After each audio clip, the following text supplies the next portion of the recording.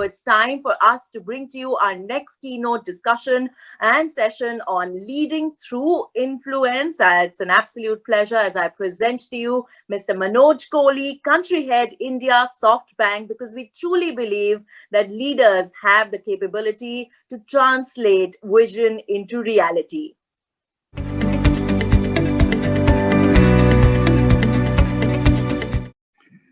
Hi, good morning. Very happy to come on this Rethink HR conference. I love the name because for HR, it is a rethink time, and we should think about how HR should be led in future. Now, I believe that it should depend upon our future millennial culture of young people. What is that culture? And therefore, we should accordingly shape HR of future. First and foremost, I think there is openness and flexibility in that culture as millennials want. Second, it has to be a factual and data-based culture. Third, it has to be purpose-driven, for a purpose, for a bigger purpose than just profits. And it also has to be tech-focused, tech-led, because technology is the future of the world. And finally, it has to be influence-led leadership rather than leadership which really forces its decisions down to people. So that is the culture which millennials want, and I believe that HR is responsible for building that kind of a culture. Luckily, there is a confidence today. 2021 is very important for us. One, because we won the GAVA match in Australia, that young people won. It's great confidence. They're taking risks. They're fearless. Also, that COVID situation is behind us significantly, not fully, because we managed the COVID very well compared to many other countries of the world. We also have opened up economy very, very systematically and in orderly fashion. And also now vaccination has started. So there is a inherent confidence which India has got now, and HR has to build on that confidence of people of India. I have two unique experiences, one from Airtel, which is a unique work culture of Indian company, and second of Softbank, which is a unique work culture of a global corporation. And both these work cultures are very, very youthful, very millennial-led, very open and flexible. And that is what I think the future has to be built by our leaders and HR. Let me start with the leaders first. What about a CEO of future? What is the go-to method for a CEO? I think the CEO, and as I've been a CEO of businesses for 30, 35 years, the vision, mission, purpose, strategy has to be led by the CEO personally. He or she has to lead it personally, be a role model of how he or she has to behave, what kind of values, what kind of ethics, what kind of direction he or she will lead the business towards. And of course, he or she should over-communicate the direction, because the more the communication, more people ask the questions and more people understand the reality of that vision and purpose. So CEOs have a much more active role in times to come, and they really need to communicate very, very easy, make it simple, so that everyone understands, even the junior most employee. And I'm feeling that many CEOs don't do it, so they have to start doing it now. Now let me come to HR. HR also has to change significantly. Change towards understanding business. I feel HR has traditionally been very transaction-led, which is not good for HR. Frankly, if you don't understand the business deeply, HR will remain in theory, remain in transactions, and not go to reality, not go to the front end of the business. And that is what I am suggesting, that HR has to go to the front end of the business rather than stay back as a support role. It has to understand the business dynamics. It has to understand the business environment. What's government doing? What's technology doing? How are regulations changing? How are competition changing? All that and the impact on the profits has to be understood deeply by HR. So HR colleagues have to deep dive into finance, marketing, technology, regulations, all these areas, which traditionally HR colleagues never thought it's important for them to participate in. I believe another big challenge for HR now is to learn digitization, because every successful organization will be digitized end to end. By end to end, I mean from the vendors of the company who supply, to the customers, to the dealers, to the distributors, everyone. Complete end-to-end digitization. So HR has to understand the impact of digitization on the organization, how digitization has to be ready, how people are ready, how people are well trained or up-trained, in terms of upskilling all the people of the company. And when I say people, I don't mean inside the company. I also mean all the key stakeholders, all the partner ecosystem, all the dealer ecosystem.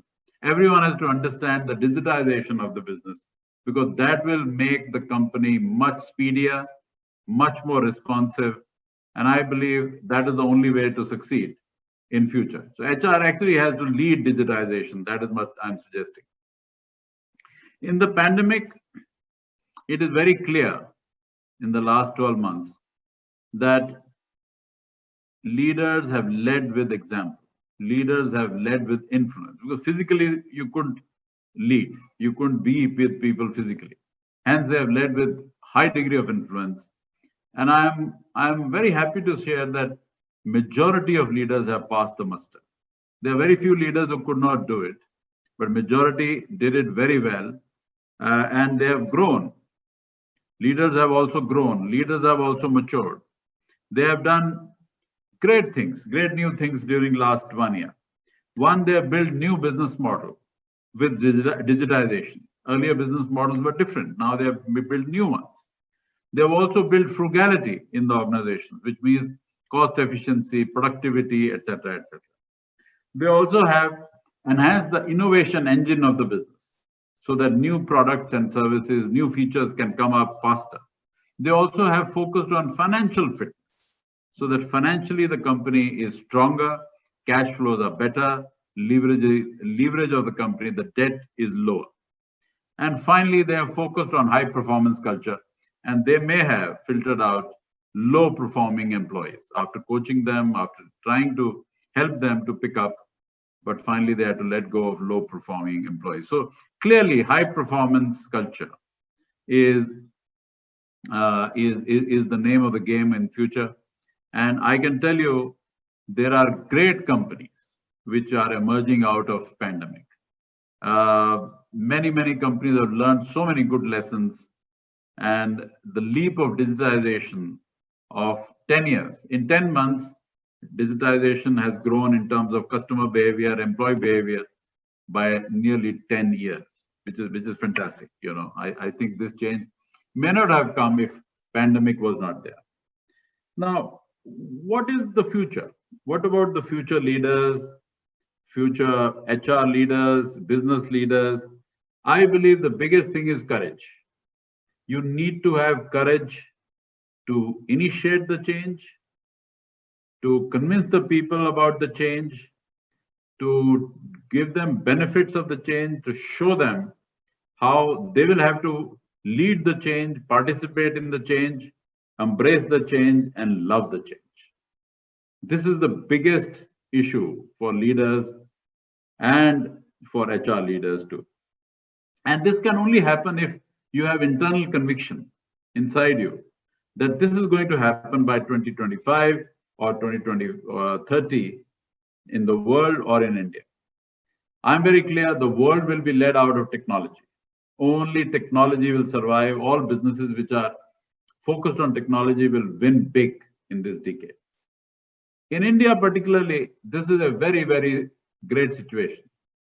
because we are maybe the only country in the world which has a mix of opportunities of infrastructure, 1.4 trillion investment in the next 5 years, of manufacturing. Huge supply chains are coming into India now from Japan, Korea, US, Europe. Then healthcare. I think healthcare is already strong in India. In terms of pharmaceuticals, it will become strong. Then education, definitely much more investments as per new policy. And finally, agriculture, which has to be automated, mechanized so that productivity can go up. And overall, I think digitization, the digital startups are really growing very, very at a healthy clip. And I'm very happy young people are enjoying the startup culture. They're enjoying that there's a culture which is not seeped in tradition, but seeped in millennial expectations.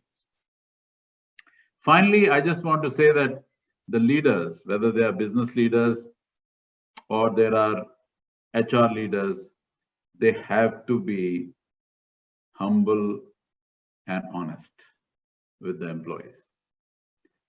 Because humility and honesty are two most important characteristics which employees love. If a leader, business leader, shows some degree of arrogance, and similarly HR leader shows some degree of arrogance, employees, and especially millennial employees, will reject such leaders.